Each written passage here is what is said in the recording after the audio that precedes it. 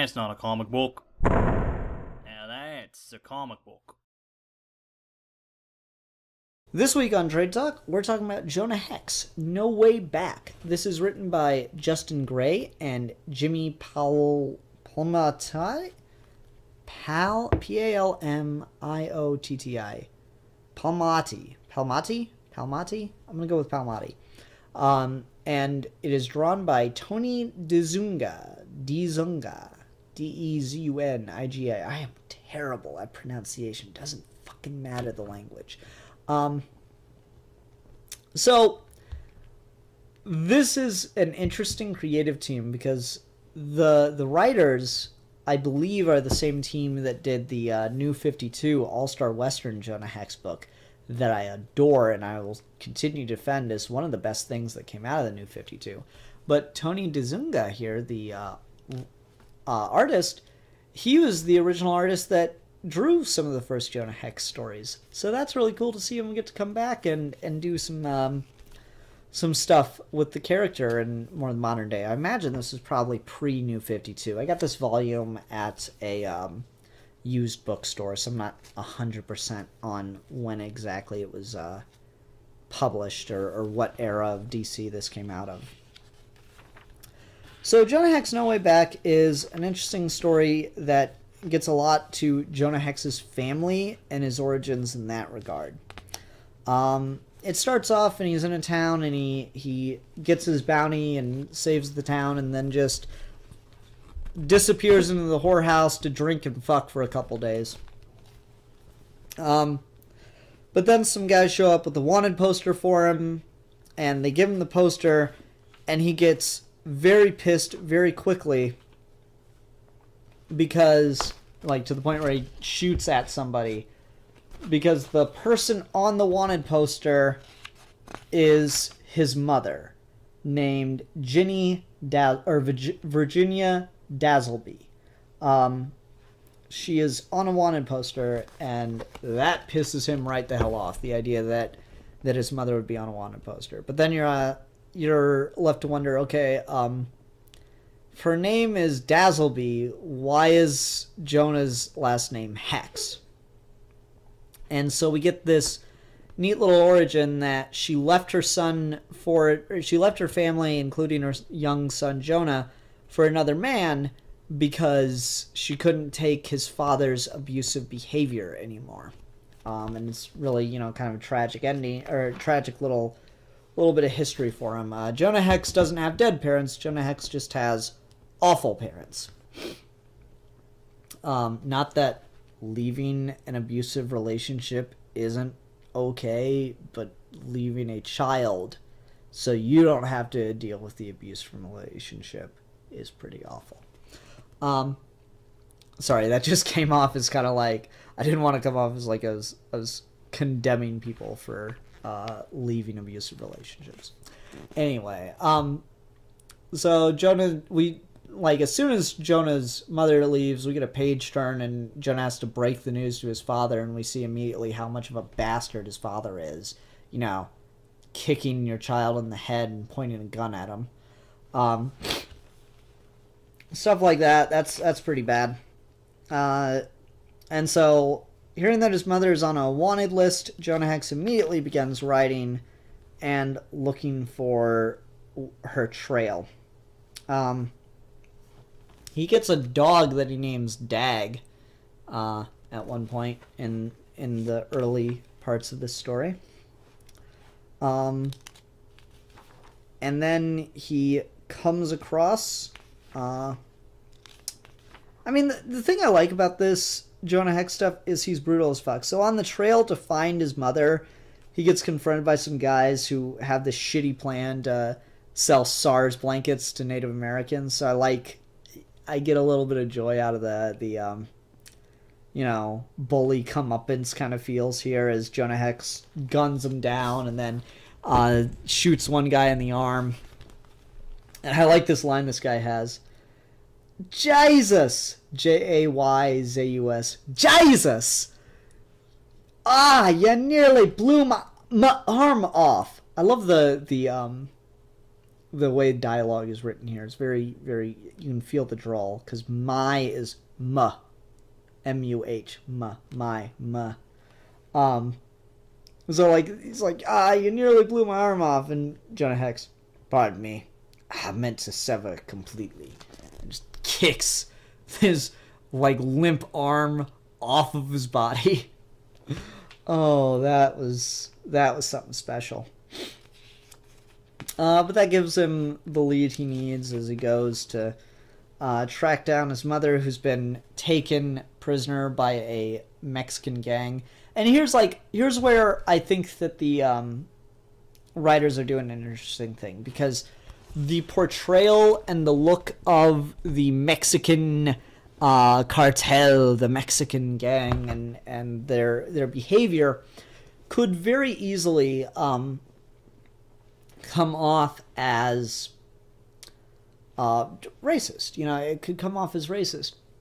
But I think by having Jonah Hex, especially since Jonah Hex walks around in a fucking Civil War Confederate uniform, but I think having Jonah Hex blow off someone's arm almost and then kick it off to do what he meant to do, because that person was a white guy trying to sell SARS blankets to Native Americans, I think it shows that this is a heavily realistic world. It doesn't glorify the white man and show negativity and it doesn't demonize people of color.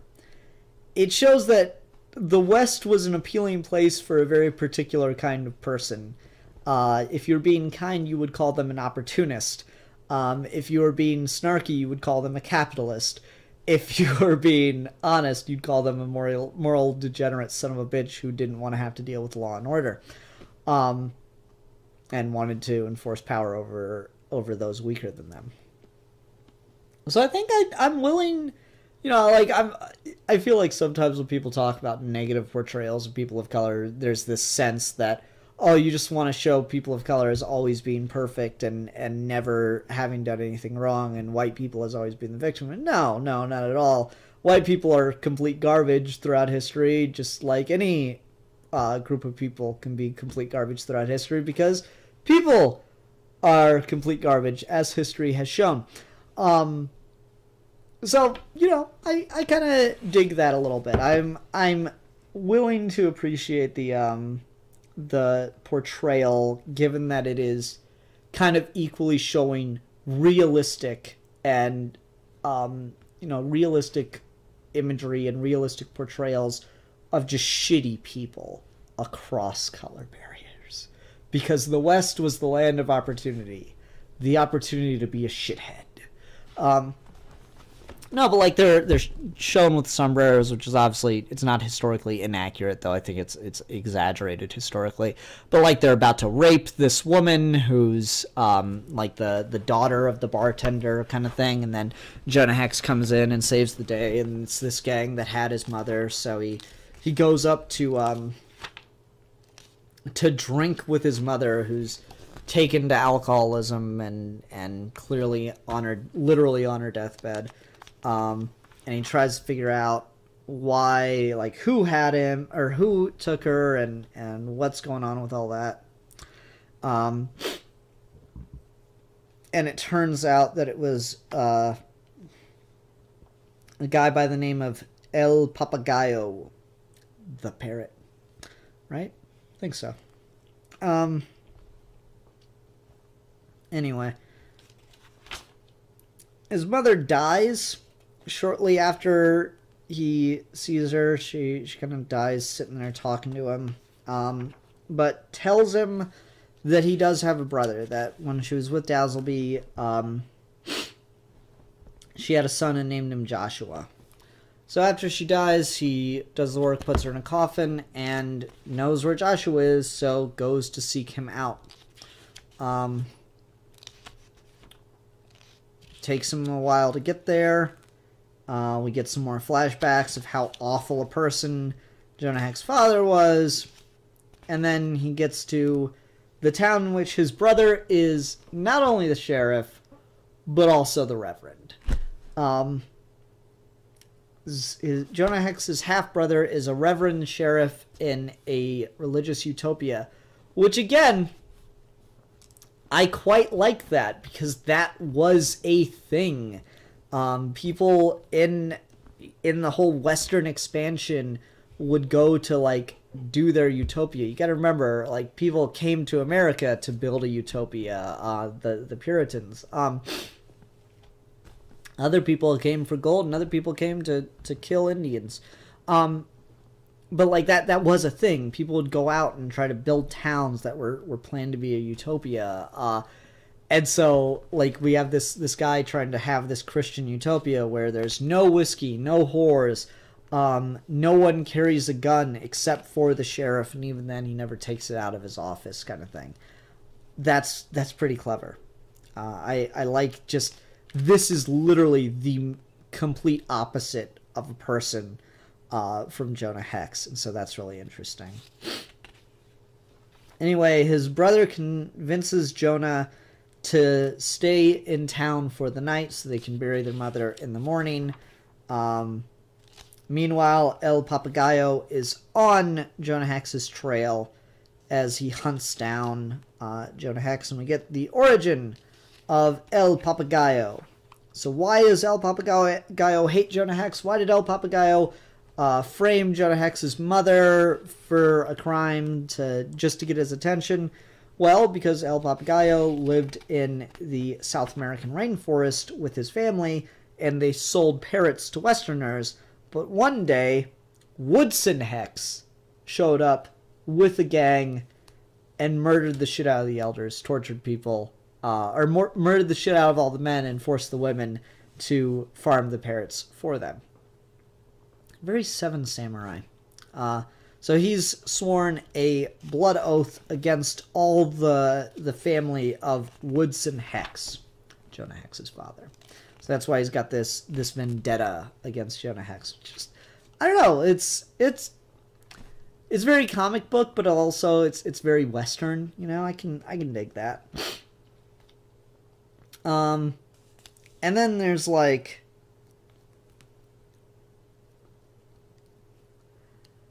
there's some moments in this that are really funny. Like, Jonah's brother Joshua tries to get him to, like, you know, come to dinner and all this stuff. So he's at dinner with his family.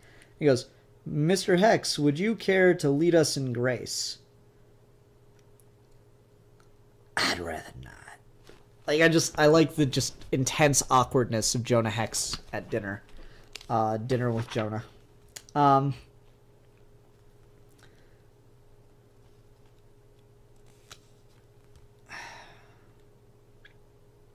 There's some other cool stuff I like. Like, people ask Jonah how his face got like that. Like, one of his nephews asks him that. He's like, "You really want to know?" And we just get 4 panels that explain everything you need to know. That's pretty interesting. I like that. And then, like, it was one of the boys that asked, and, like, that's just their reaction. It's just this silent panel. I like that. That's good stuff. It's also really cool to see, you know, the creator of this character redo this character. Tony DeZuniga really likes his cross-hatching, and I think that's really cool. It works really well for Jonah Hex, because, of course, the side he cross-hatches the most is the side without the scarring. That's pretty interesting. Anyway, Jonah goes to sleep in the barn because he disrespects the shit out of his brother's family. Oh man, what's the line? "I apologize, Mr. Hex. That's alright. Your brother didn't mean nothing by it." "Oh, Abraham's not my brother, Mr. Hex. He's my son. I've been married to Deborah for 8 years. Youngest one there's 3, and I put Abraham's age about 8 years. Deborah can't be much more than 20. I'm 7 years, sir. I'm 21. You drag her off her ma's teat all the way to the altar?" Jonah Hex. Oh, sick burn on the dude. Mind what you say about my wife and in front of my children, Hex. We may be blood related, but I will not stand for such insults at my dinner table, where generosity extended should stand as a levy against your outsider's tongue. To each his own, I reckon. Thought we could talk a bit and share memories of our mother, blah, blah, blah, blah. Anyway. So Jonah decides to go sleep in the barn and drink some whiskey that he's got. And that leads to his brother wanting to fight him. I like that his brother's got this really kick-ass Jesus tattoo. That's like, he's this reverend walking around, but then Joshua takes off the shirt and welcome to the gun show. So that was kind of a cool moment. Jonah just tells him fuck off because he's not going to bother fighting him and gets him to leave. They bury their mom, and Jonah wants to leave, but sees El Papagayo and his men riding up on the horizon and knows that if they get there, the town's going to be killed.